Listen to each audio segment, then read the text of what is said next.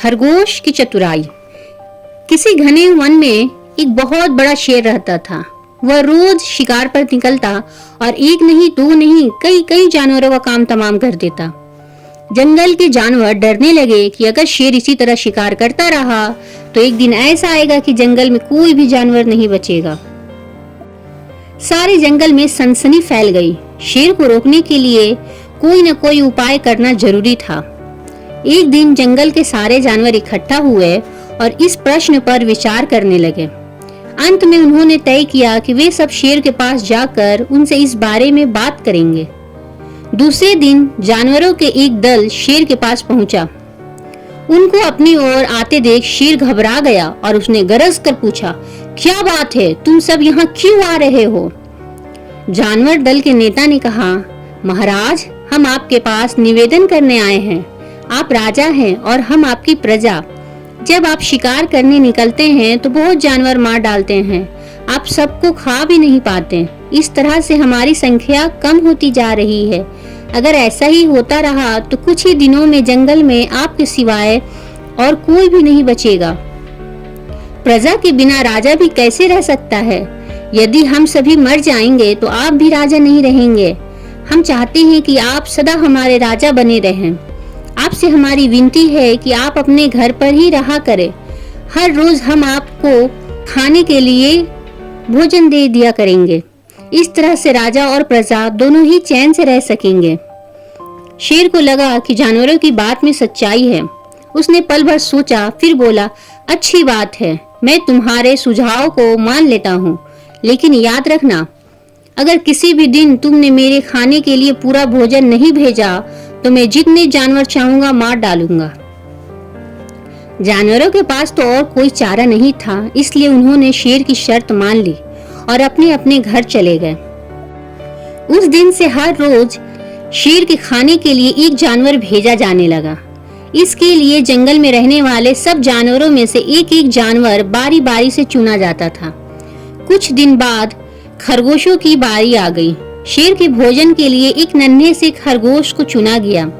वो खरगोश जितना छोटा था उतना ही चतुर भी था। उसने सोचा, बेकार में शेर के हाथों मरना बेवकूफी है। अपनी जान बचाने का कोई न कोई उपाय अवश्य करना चाहिए और हो सके तो कोई ऐसी तरकीब ढूंढनी चाहिए जिससे सभी को इस मुसीबत से सदा के लिए छुटकारा मिल जाए। आखिर उसने एक तरकीब सोच ही निकाली। खरगोश धीरे धीरे आराम से शेर की गुफा की ओर चल पड़ा। जब वो शेर के पास पहुंचा तो बहुत देर हो चुकी थी। भूख के मारे शेर का बुरा हाल हो रहा था। जब उसने सिर्फ एक छोटे से खरगोश को अपनी ओर आते देखा तो गुस्से से बौखला उठा और गरज कर बोला, किसने तुम्हें भेजा है? एक तो पिड्डी जैसे हो, दूसरा इतनी देर से आ रहे हो। जिन बेवकूफों ने तुम्हें भेजा है मैं उन सब को ठीक करूंगा। एक एक का काम तमाम ना किया तो मेरा नाम भी शेर नहीं। नन्हा खरगोश ने आदर से जमीन तक झुककर, महाराज, अगर आप कृपया करके मेरी बात सुन ले तो मुझे या और जानवरों को दोष नहीं देंगे।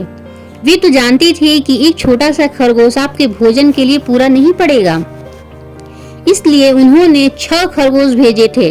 लेकिन रास्ते में हमें एक और शेर मिल गया। उसने 5 खरगोश को मारकर खा लिया। ये सुनते ही शेर दहाड़ कर बोला, क्या कहा? दूसरा शेर? कौन है वो? तुमने उसे कहाँ देखा? महाराज, वो तो बहुत ही बड़ा शेर है, खरगोश ने कहा।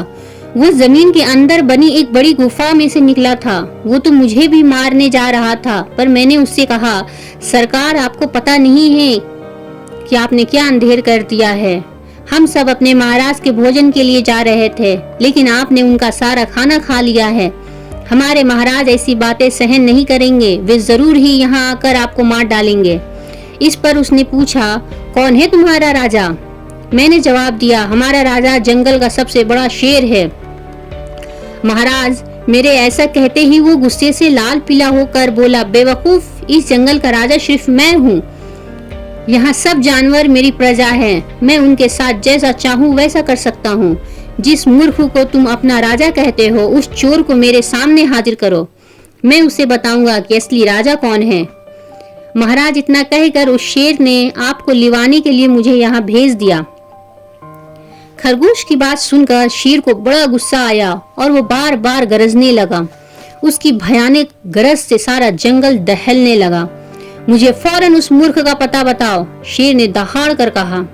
जब तक मैं उसे जान से न मार दूंगा मुझे चैन नहीं मिलेगा। बहुत अच्छा महाराज, खरगोश ने कहा। मौत ही उस दुष्ट की सजा है। अगर मैं और बड़ा और मजबूत होता तो मैं खुद ही उसके टुकड़े टुकड़े कर देता। चलो रास्ता दिखाओ, शेर ने कहा। फौरन बताओ किधर चलना है। इधर आइए महाराज, इधर। खरगोश रास्ता दिखाते हुए शेर को एक कुएं के पास ले गया और बोला, महाराज वो दुष्ट शेर जमीन के नीचे किले में रहता है, जरा सावधान रहिएगा।